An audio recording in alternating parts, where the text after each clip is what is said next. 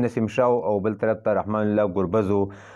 زه به دومره ویم که نه چې دا څومره چې په دې فیسبوک باندې غلط پوسټونه کېږي، غلط کمنټونه کېږي، هغه د دې کلاړیانو د وجې نه کېږي چې دوی غلط حرکت وکړي نو دلته بس فیسبوک باندې غلط کمنټونه او غلط پوسټونه شروع شي. بعضې ډېر خلک به ښه وي چې هغه به په خپل زړه کې تضاد نه لري، چا سره به لري، یو طرف ته غلط پوسټ نه کوي، یو طرف ته غلط کمنټ نه کوي، صرف بې ګوري. بل طرف ته پکې داسې خلک شته چې هغه بیا ډېر زیات تیز وي.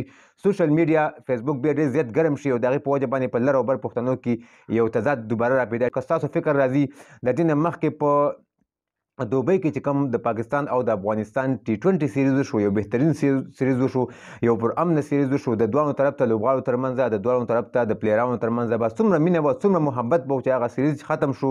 د هغې نه وروسته سوشل میډیا څومره ښایسته وه، څومره په ارام وه، څومره غلې وه، یاره غلط کمنټ غلط پوسټ چا نه دی کړی، ځکه چې هلته سکرین صحیح و.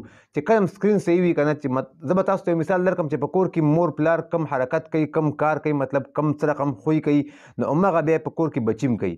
نو زما مطلب دا دی چې دا خلک چې کوم په سکرین باندې راځي او کوم په سکرین باندې لوبې کوي، که د افغانستان لوبغاړي دي که د پاکستان لوبغاړي دي، د دوانو ته یو میسج ورکوم چې یاره باید دوی داسې کردار ادا کړي چې هغه کردار دنیا ته بد شو نه شي. زموږ د پښتنو کردار دنیا ته بد شو نه شي، پاکستان او د افغانستان د کردار دنیا ته بد شو نه شي. یو ښه ګپ شپ لګول پکار دي په دغه میچونو کې، یو ښه اخلاق یو بل ترسره کول پکار دي. مطلب مې دا دی چې دوی کوم غلط کار وکړي نو هغه دلته عوام هم کوي. نو که دوی غلط کار ونه کړي نو په تاسو ته ما ویل چې په T20 سیریز کې بالکل هغه د کلاړیانو ترمنځ د لوبغاړو ترمنځ یو خوش اخلاقي وه، یو ښایسته سیریز وشو. نو د هغې نه وروسته سوشل میډیا تر اوسه پورې غلې وه، خو د بیګا چې کوم میچ شوی دی زه به تاسو ته دومره دی. نو زه یم چې دا دوی چې څومره بد اخلاقي کوي که نه، نو د دې نه عوام بیا ځکه زیاته کوي چې دوی بد اخلاقي کړي، سکرین باندې دوی راشي کې دوی غلط شو شي، دوی غلط میسج خلکو ته ورکړي، نو په دغه وجه باندې بیا خلک ډېر زیات راپقار شي، لر او بر پښتانه یو بل ته غلط کمنټونه، یو بل ته غلط پوسټونه نو دا کوي. نو چې پلیز مهرباني وکړي دوی دا کوم لوبغاړي چې دي د افغانستان د پاکستان ډېر زیات احتیاط پکار دی.